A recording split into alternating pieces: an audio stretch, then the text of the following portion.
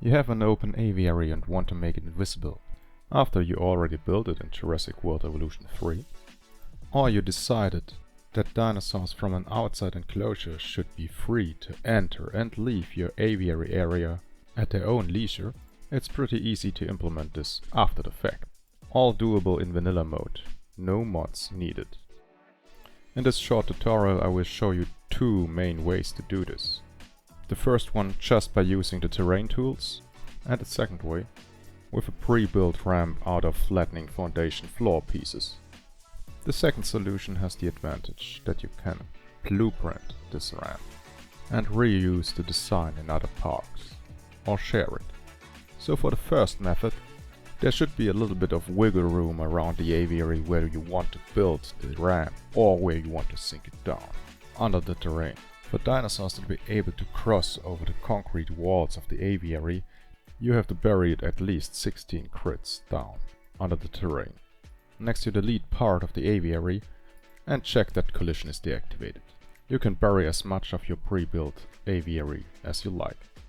After that you just have to taper off the cliff, so that dinosaurs can walk from the outside enclosure into the aviary. You just have to make sure that the terrain directly on top of the open aviary's concrete walls stays at least 16 crits higher than the standard aviary level.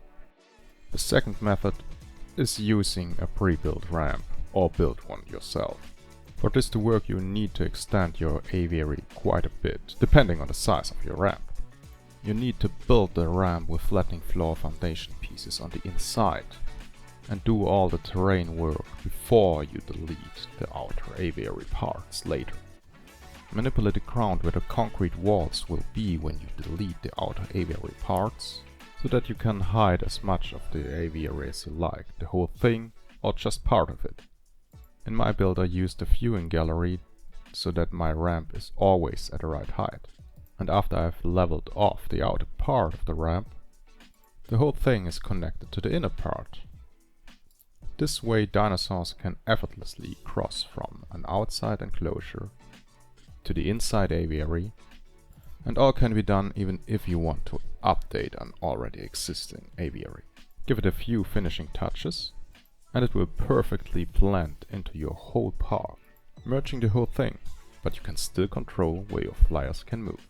For your convenience, I will put a blueprint code of the ramp into the description, and if you don't want to miss the next tutorial, like and subscribe, and as always, have fun building!